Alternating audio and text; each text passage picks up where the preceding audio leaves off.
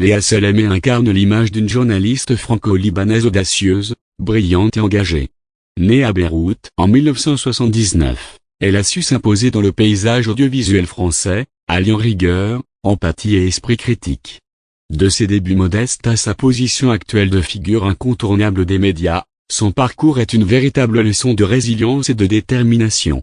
Dans cette vidéo, plongeons ensemble dans l'histoire de celle qui a su allier ses racines libanaises et son identité française pour devenir une voix influente du journalisme contemporain. Île Racine, Beyrouth, Paris et l'apprentissage du déracinement. Né le 27 octobre 1979 à Beyrouth, Léa Salamé grandit dans une famille marquée par l'histoire et l'engagement. Son père, Ghassan Salamé, est un intellectuel et homme politique libanais, ancien ministre de la Culture et professeur à Sciences Po Paris. Sa mère, Marie Bogossian, d'origine arménienne, appartient à une famille de diamantaires. À l'âge de 5 ans, en pleine guerre civile libanaise, sa famille fuit le Liban et s'installe à Paris. Naturalisation française à 10 ans, scolarité au lycée Saint-Louis de Gonzague puis à l'école alsacienne, Léa Salamé s'intègre dans le système éducatif français. Cependant, le déracinement reste une blessure profonde. À 13 ans, elle décide de se faire appeler Léa, inversant l'ordre de ses prénoms, pour échapper aux moqueries liées à son prénom d'origine arabe. Les études, entre droit, sciences politiques et journalisme. Après le baccalauréat, Léa Salamé poursuit des études supérieures ambitieuses. Elle obtient une maîtrise en droit à l'université Panthéon-Assas, puis intègre Sciences Po Paris. Elle passe également une année à l'université de New York, où elle est témoin des attentats du 11 septembre 2001, une expérience marquante qui façonne sa vision du monde. Ces formations lui confèrent une rigueur intellectuelle et une ouverture internationale, qui nourriront sa carrière journalistique. Les débuts, LCP, France 24 et l'émergence d'une voix. Son entrée dans le journalisme se fait grâce à son père, qui lui permet d'effectuer un stage à la chaîne parlementaire auprès de Jean-Pierre Elkabbach. Repérée pour son sérieux et sa curiosité, elle rejoint France 24 en 2006, chaîne d'information internationale alors en plein essor. Elle y présente la tranche d'information du soir, se forgeant une solide réputation.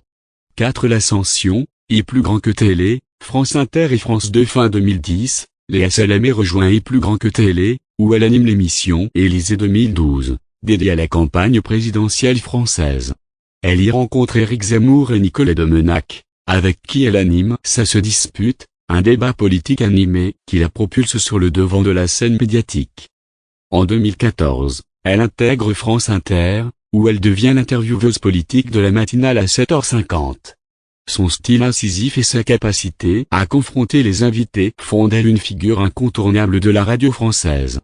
Parallèlement, elle rejoint l'émission On n'est pas couché sur France 2, aux côtés de Laurent Ruquier, où ses échanges vifs avec les invités, tels que Jean-Luc Mélenchon et Éric Zemmour, suscitent l'intérêt du public. La reconnaissance, prix Philippe Kelloni et engagement en 2015, Léa Salamé est récompensée par le prix Philippe Kelloni, distinction honorant l'intervieweur de l'année en France. Ce prix souligne la qualité de ses entretiens et sa capacité à aller au-delà des discours convenus. Par ailleurs, elle s'engage activement dans des causes sociétales. Elle anime le podcast Femmes puissantes sur France Inter, mettant en lumière des parcours de femmes inspirantes. Ce podcast donne lieu à 2 ouvrages, publiés aux éditions Les Arènes France Inter, qui rencontrent un large succès. La polyvalence, stupéfiant. Vous avez la parole. Quelle époque. Léa Salamé ne se limite pas au journalisme politique. En 2016, elle lance Stupéfiant, un magazine culturel diffusé sur France 2, où elle explore des sujets variés allant de l'art contemporain à la littérature, en passant par la musique et le cinéma.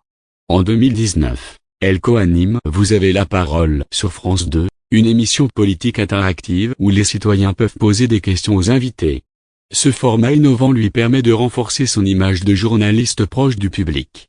Depuis 2022, elle présente Quelle époque, un talk-show hebdomadaire diffusé le samedi soir sur France 2, où elle met l'actualité, culture et divertissement, aux côtés de Christophe de Chavannes. Cette vie personnelle, engagement et famille. Léa Salamé est en couple avec Raphaël Glucksmann, homme politique et essayiste français. Ensemble, ils ont un enfant, Gabriel.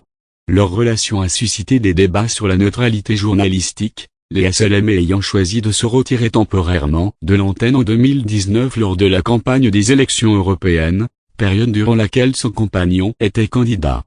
Conclusion: Léa Salamé est bien plus qu'une journaliste, elle est le reflet d'une époque, d'un monde en mouvement et d'une quête incessante de vérité.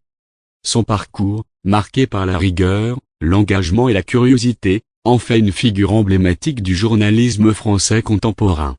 À travers ses interviews incisives, ses émissions variées et son engagement sociétal, elle incarne une voix qui bouscule, interroge et éclaire. Son histoire est celle d'une femme qui, partie de Beyrouth, a su conquérir le cœur des Français, tout en restant fidèle à ses racines et à ses convictions.